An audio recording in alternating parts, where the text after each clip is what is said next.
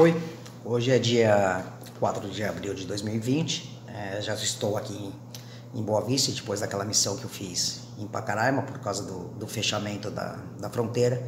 Provavelmente nós teremos que voltar lá, eu e minha equipe, porque foi prorrogado por mais 30 dias aí o fechamento pelo nosso presidente Bolsonaro, uma atitude que, na minha opinião, foi bem consciente nesse momento que nós estamos passando, né? Então vamos aguardar aí para saber se realmente vou ter que ir ou não. Hoje é sábado, finalmente o final de semana já chegou, tá?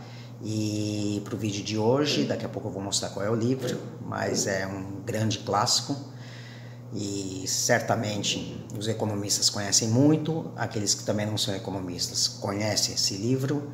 Ele realmente revolucionou a forma como a gente pensa a economia, os fatos econômicos.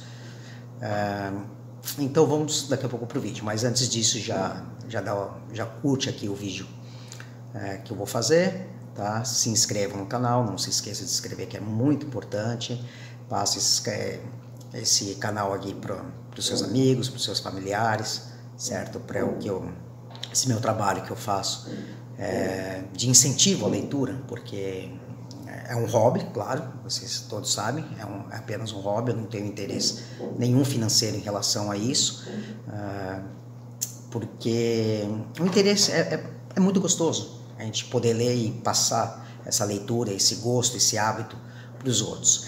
Tá? E tanto na descrição desse livro eu vou deixar um vídeo que eu já fiz sobre o poder do hábito, tá? Para que as pessoas entendam como a gente pode mudar as nossas formas de agir e realmente, principalmente em relação à leitura. Tá? Eu sei que muitas pessoas não têm o hábito da leitura, é um hábito às vezes que no começo é um pouco difícil de se fazer, certo? Porque existe também toda uma questão física, né? Dos olhos e tudo mais, né? Um dia eu posso explicar isso um pouquinho melhor, mas é um hábito muito salutar, é uma coisa que nos melhora muito a nossa capacidade de comunicação, de entendimento do mundo, das coisas.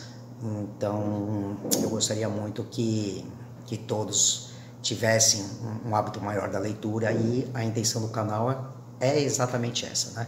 Passar alguns livros que eu achei muito interessantes, sempre são livros que eu li, certo? Então eu não vou passar nenhuma indicação de um livro que eu não tenha lido, tá? E eu peço a vocês também que estão inscritos no canal, se tiver algum interesse de um livro, como já fizeram, que me passe qual é o nome do livro, eu vou comprar esse livro, né? Adquirir esse livro, e depois de lê-lo eu vou enviar para vocês, tá bom?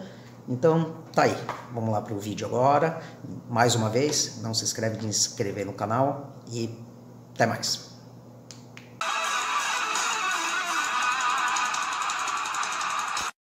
Então, para o vídeo de hoje eu vou falar sobre este clássico aqui, ó. A Mão Invisível, de Adam Smith. Esse livro foi escrito por ele em 1776 e todos sabem que o Adam Smith é considerado praticamente como o pai do liberalismo, né? Ele explicava, o que para mim eu acho bem óbvio, que sobre as trocas comerciais e os seus motivos, e quanto mais interferência do Estado, pior para todos. Sobre a divisão do trabalho, ele disserta para as explicações sobre a situação cotidiana. Então ele pega exemplos, como fazer um alfinete, a produção de um prego. Se alguém com um treinamento, por exemplo no alfinete, fizer todas as fases de confecção, ao que ele elencou 18 funções diferentes para essa manufatura, talvez uma pessoa conseguisse fazer por volta de 20 alfinetes, vamos dizer. Com a divisão e a especialização das tarefas, e dizendo que algumas pessoas têm, por exemplo, 2 ou 3 funções, então vamos dizer que 10 pessoas consigam produzir esse alfinete, num dia elas conseguiriam por volta de 4.800 alfinetes. Então, logicamente ele prova que a especialização e a divisão do trabalho gera eficiência, isso daí, um aumento da produtividade. Sob o princípio dessa divisão, ele explica que uma pessoa, diferentemente dos animais, dificilmente conseguiria sozinha obter tudo que necessita, né? Assim, ele dá um exemplo, por exemplo, da produção de um casaco ou produção de arcos e flechas. Então, No casaco, ele mostra que a quantidade de trabalho necessário ela é imensa numa cadeia de produção do casaco. Desde a produção agrícola do algodão e tudo que é necessário para que ela ocorra. Então, até a separação do tipo de algodão que vai ser fabricado para esticar o algodão, para confeccionar uma linha e todo o trabalho de tear, né, para fazer a produção do casaco. Da mesma forma, faz com arco e flecha. Então, mas ele explica, por exemplo, que os animais, que nem um cachorro, para ele conseguir uma comida, ele faz, por exemplo, algumas gracinhas para o seu dono, e aí o dono vai lá, por exemplo, no jantar, no almoço, e dá um pouquinho para o cachorro. É claro que muitas pessoas também vivem de conseguir suas coisas dessa forma, mas isso sempre levará em conta o quê? A benevolência, né, a caridade das outras pessoas. E então ele compara isso, né, aos mendigos, por exemplo. Então, o que ele conclui? Que o interesse individual, egoísta de cada pessoa quer que contribui para a cadeia produtiva. Depois, no livro, ele fala sobre o princípio do sistema mercantil. E ele diz que a facilidade da utilização do ouro e prata, que na época era moeda, né, para cunhar o dinheiro, e com a dificuldade dos países em querer que esse bem não saia de seu território. Então ele explica que, diferentemente de outros produtos ou mercadorias, o contrabando de dinheiro, seja ouro ou prata, sempre vai ocorrer daqueles países que têm mais para aqueles países que demandam, né? E aí, obviamente, tem a sua diferença de preço, e que por sua facilidade de transporte, essa dificuldade de contenção dos países é muito maior do que grandes volumes. Por exemplo, os fardos de chá, né? Então, ele tem um volume gigantesco, então fica muito mais difícil de fazer esse contrabando, fica mais fácil do país perceber esse contrabando e então evitar com que isso ocorra, certo? Ele explica que, obviamente, essas diferenças entre os países formam a taxa de câmbio dessas relações e que dificilmente elas se alteram abruptamente, só em uns casos bem específicos, né? Por exemplo, como quando aconteceu o descobrimento das Américas, e aí houve um aumento gigantesco, né, de ouro e prata, então obviamente que isso faz que ocasiona a diminuição do preço desses produtos, tanto do ouro como a prata.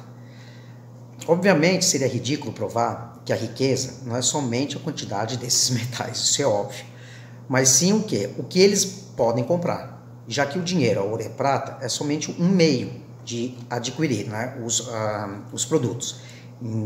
Óbvio que ninguém, por exemplo, numa fome vai comer ouro e prata, mas ele vai comprar o quê? Vai comprar comida.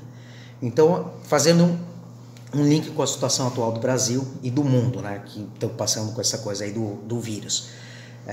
Qual é o maior problema? O quê? Em diminuir a produção de todos os bens e a sua comercialização é exatamente essa loucura que estão fazendo do lockdown horizontal e total, certo? Então, o que vai, na minha opinião, vai gerar isso daí? Vai levar um colapso absoluto econômico, certo? E então muitas pessoas podem até ter dinheiro para comprar, mas não haverá nada a ser comprado. E enquanto existe, né, existe o que comprar, muitos não estão em nenhuma condição de comprar porque não vai ter o dinheiro. Então isso vai gerar o quê? Na minha opinião, vai gerar um caos, vai gerar vandalismo, depredações, roubos e diversas outras coisas, tá? Assim, então Adam Smith ele continua seu clássico falando sobre as restrições à importação de mercadorias, a irracionalidade, isso aqui demorou para sair, irracionalidade das restrições e os sistemas agrícolas. Então, A Mão Invisível não é só uma obra mais conhecida dele, claro, né? Porque a obra mais conhecida é A Riqueza das Nações, né? Que o título original é um pouco mais comprido, né? Que é Uma Investigação sobre a Natureza e a Causa das Riquezas das Nações. É um livro que eu li na época da faculdade, sim, sem dúvida alguma, é uma obra indispensável para quem quer conhecer o pensamento de Adam Smith. Então, tá aí mais uma dica aqui do livro para vocês, tá? Se vocês gostaram da indicação, você dá o seu like. Se você não gostar, como sempre, dá o dislike, me informa qual o motivo do dislike para eu tentar melhorar aqui as condições do vídeo. Não se esqueçam de se inscrever no canal, de ativar o sininho e compartilhe com os outros e peçam para os seus amigos aí, os familiares, se inscrever no meu canal, tá bom?